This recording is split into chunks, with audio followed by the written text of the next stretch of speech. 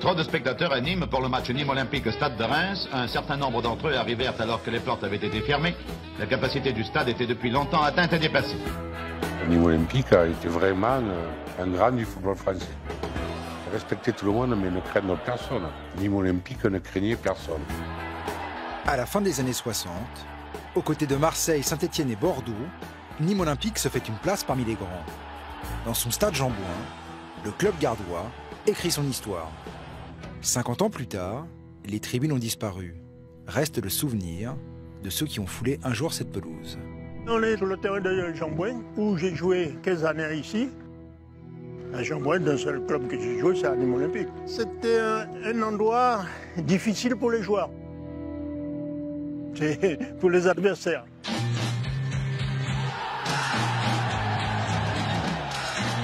C'était un stade où vous disiez quand vous y rentrez, je ne sais pas si je vais en sortir. Il n'était pas grand le terrain, mais comme il y avait toutes ces tribunes qui étaient complètement encerclées, ça donnait l'impression quand il y avait 20 000 d'avoir 60 000. Les équipes elles avaient peur. À Jean Bouin, le match commence avant, dans les vestiaires. Tout le monde entendait tout. Nous, on s'échauffait. On tapait les pieds au spray pour faire peur à l'adversaire. Ils ne t'attendent pas avec la petite sucette et puis le journal pour que tu puisses lire. Les gars, ils t'attendent pour justement essayer de faire un résultat. Dans le sillage de Michel Mézy, alors jeune milieu international, le club dans les années 60 remporte 4 fois la Coupe Gambardella et construit son avenir. De 70 à 75, Nîmes Olympique avait fini 2 fois 4e, 1 fois second. Le plus mauvais classement était 9e, avec un budget qui était des plus bas de Ligue 1. Quoi.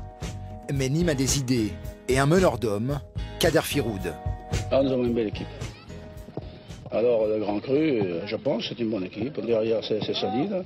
Je pense que ça doit aller. On dit volontiers que Nîmes Olympique, c'est Kader Firoud.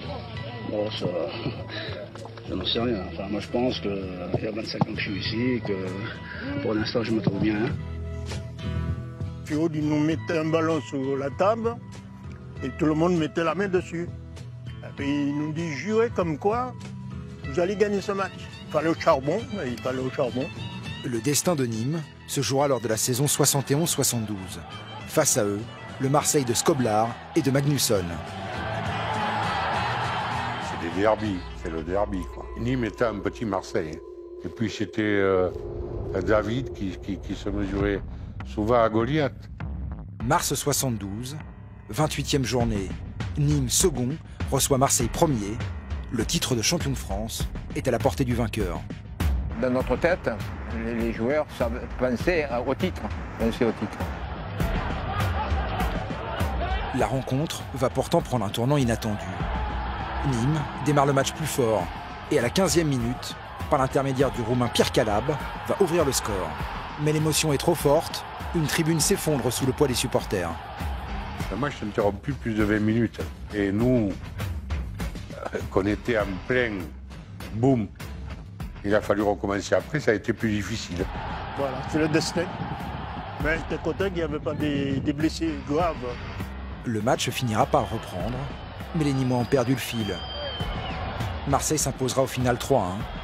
Le titre s'est évaporé et Nîmes terminera second. On leur a mis des roustes, mais la seule fois que nous avons failli, c'est la fois qu'on aurait pu tutoyer les étoiles et qu'on est resté accroché au basque de l'OM. On a permis aux gens de rêver. Et le rêve, le plus souvent, c'est quelque chose d'extraordinaire. 48 ans plus tard, certains rêvent encore. André Cabil, 81 ans, 516 matchs sous le maillot nîmois, record de sélection, continue de jouer à Jean Bouin, comme si rien n'avait changé.